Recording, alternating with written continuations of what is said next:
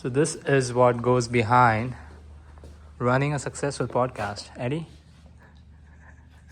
Is it a successful podcast?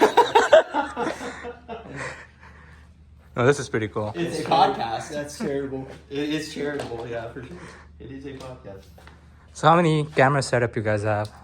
So we've got 3 cameras here. So we run FX30s. I can get into the. Do you want me to get into the text? Yeah. All right. So yeah, we got FX30s here. Everything's a little bit messy, but it's behind the scenes, right? So 3 FX30s, running a 16 to 50 here, Sigma, and then we're running 24 to 70s on each of the wider cameras. And so we're doing SM7Bs for our microphones, which are pretty standard for podcasting and stuff. Yeah, the Shure ones. Yeah. So Shure mics. Everything flows back over to here, so it's really cool. We've got these 2 monitors, so we can, if we're doing a virtual interview, we can actually put them up on this screen, talk to them. That's great. We can also keep notes over here, and I can monitor other stuff too. Make sure things are recording and nothing's gone wrong. But for that, we've got a Mac studio back here that everything plugs back into. It's again all sorts of mess because that's just how it works. But yeah, Mac Studio. We've got a Rodecaster Pro 2. How does the Mac Studio work? So basically, I mean, it runs our monitors, obviously. Uh-huh. And then for Riverside, which we use for like Streaming. streaming and other stuff like that is just kind of our brain for a lot of what we do. Okay. Also, we have an offsite editor. So what we do is we actually record everything through these cameras back to an ATEM Mini. Again, crazy here. But yeah, we got an ATEM Mini that we plug a hard drive into. We'll record all of our feeds back into this and this. Once we're done with the show, we plug back into the studio here. And then our editor is able to access through Parsec. What's Parsec? Which it's a screen sharing. Okay. All right. So or basically remote access. Okay. Right? Remote access. So she can log in and say, okay, I need to get the footage from this week, and then she pops that over on it's a virtual network attached storage called LucidLink. Okay. And so she'll connect to that, upload all of the footage, all of the audio, everything, and then she can edit. Sweet. And then push. So basically, we get done here. I unplug these things, plug it into here, and I'm done. Wow. I don't have to. She picks it up from there. I don't have to do any transfer. And that's so for us. It was like, how can we make this as seamless as possible? Because I have ADHD, and if I don't do it in the moment, I'm not gonna do it. And Eddie's gonna get pissed because I didn't do it. Because I don't have ADHD. Because he doesn't have ADHD. And so he has to deal with me all the time. So yeah, we try to make it as seamless as possible, if anything, just for me. And that's a sound bar? Yeah, soundboard. So all audio comes back into this. This is relatively new. We have the older version of this. I like it. I don't know. It's been okay. Like, it's been all right. I almost kind of prefer the older version in some ways. Technically, this is better, but ease of use on the other one was just as much better. Yeah, and some lighting, soft lightings and everything. We got our lighting set up over here. So we actually had Gaffer come in to help us put this stuff in.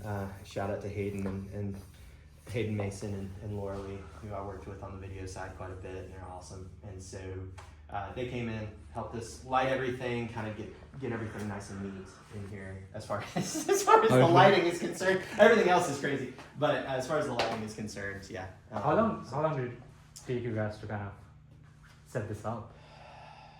Jeez. Well, we had a false start on the studio build. So if we include, our build project didn't go so hot on, which was hilarious. We're a construction show, and we're telling everybody how to build things. Everything off of the rails. Everything went off the rails. So, Tyler came in and actually built a lot of this. He did a lot of the work, the actual work. That's why it's sloppy. So but I mean, that took most of a week. For haphazard, and there's the reason why there's like down at the base, like I just got ADHD and I forgot to paint the bottoms of the panels. Keep in mind, most of this has been just like bootstrapped along the way. Like Right. Like this was triggered by really the infusion of a little bit of money by looking and partnering up with us, which was awesome. Yeah.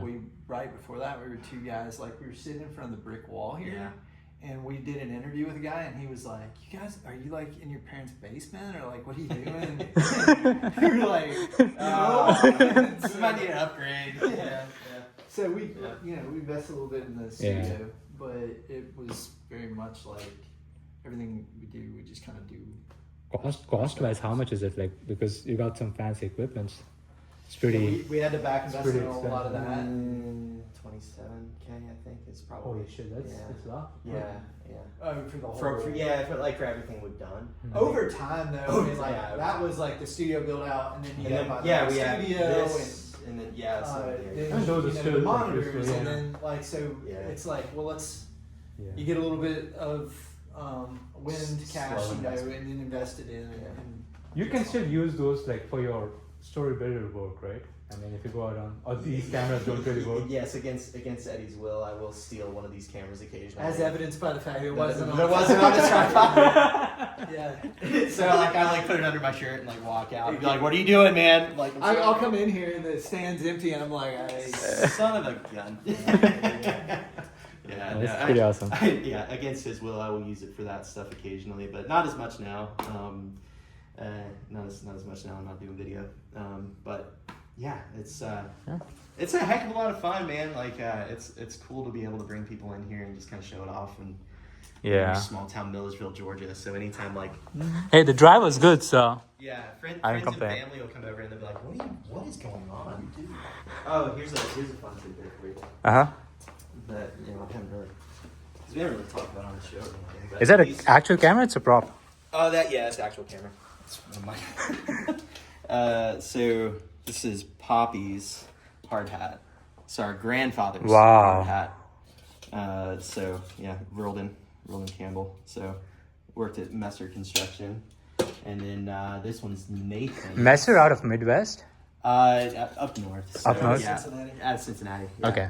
That's kind of where the family's from, is up in Ohio. But this is Nathan's hard hat. So this is our great-grandfather's hard hat. Oh my God. Yeah, so really cool. You can see if you get in there, you can see the NC.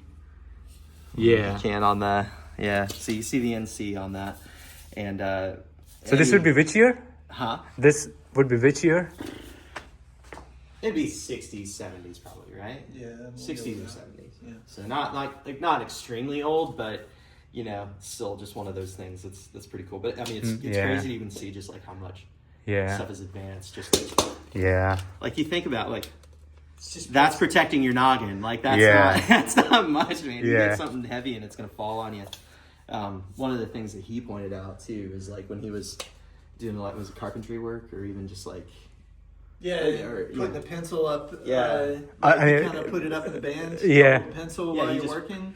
He would do that. There are pencil marks down in there. Hey, that was cool for him to see. He was like, "I did the same thing." And it's exactly why there were pencil marks. And great grandpa. I never met great grandpa. I think you met him when you were really early. Great grandpa was gone before I was born. Oh, really? Okay, yeah. So just kind of family connection back here and stuff, which is pretty sweet. And that's just bought off of that too. That doesn't matter. We got our little J-Bot back here too, which is nice, yeah. A lot of fun. These are rare. That's right. These are rare. I could sell this for $200 on eBay. $10. Oh. And then this is. Do you remember Construction Junkie, the blog? Okay, so he was when we got started back in the day, back in 2019. It's actually not. Pre-COVID? That was a while ago, actually. So when we started up, Construction Junkie was kind of one of the bigger blogs out there in the space, and he always did his top podcasts of the year. Okay. And we were like, we need to get on that list. And so we actually struck up a friendship with him. And he's incredible. He's such a cool dude. But yeah, he's like, I'm not rigging this thing. He's not. I'm not rigging it for you. But we did our best, and I think we still lost. But it is what it is. But his wife Rita made these for us first couple months, which was really cool. She had a pendant business, and so it's just keep that crap around too. So connection back to when it first started and all. But yeah, I don't know, man. It's just time and pressure and Yeah. yakking. So nothing, nothing too crazy. A lot of hot air. A lot of hot air. A lot of hot air. Maybe absolutely no learning happens in here whatsoever. No, a lot of learning has happened. There's so much growth since we started. Personally. Personal growth, yeah. The audience hasn't grown at all, but hey, personal. The audience has grown because I think it was like 5 people when we started. It's grown a little bit. We were trying to get We're at anybody 10 to now. listen. Anything we put out, we were trying to get anybody to listen to it. We got And the 30 rest- was like a huge victory. Like we got 30 people. The Yeah. rest of our family to listen finally. So Yeah. that really beefed up the ratings. Now you just had everybody coming through and, Yeah. and getting to just talk to all of the people that we have. It's Yeah. very informing, and so you learn from all of these different perspectives, and it made us realize how much we didn't know. Yeah, that's true. It's Yeah. what all the college professors say, like the more you learn, the more like you realize that you don't Don't really know. And Yeah. so I think when we started out, there was kind of a notion like, oh, we got this down pat. I know exactly how I'd change construction and for the better and how it all works. And then you talk to all these different parties, you realize, man, there was a lot I just didn't know. I didn't understand that facet. I didn't understand insurance. I didn't understand financing. I didn't understand general contracting, the other end, the designer end. Like I didn't really have any perspective on Yeah. that. So Yeah. now we got a little more perspective, and that's good. Yeah. A little more perspective. A little bit more. It's a Well, complex gain- industry, man. You It's- gain perspective every time a person walks in Yeah. and helps you Yeah. understand their perspective. You gain perspective yourself, and it's just been. And that's what we're gonna do today too. Is like we'll be Yeah. learning from you on like what you've seen. Yeah, out in the exactly. world. And it just educates us further and helps us connect back to the industry even more. And I don't know, I love it. It's just we're curious souls at heart, and so that it just kind of feeds the machine to just keep talking to cool people, and it's opened up a lot of doors for us to just kind of make a ton of friends. Maybe help some other people learn some stuff, and I think it's been worth it. For sure. Awesome. Yours for the low price of a lot of time and monetary resources. Perfect.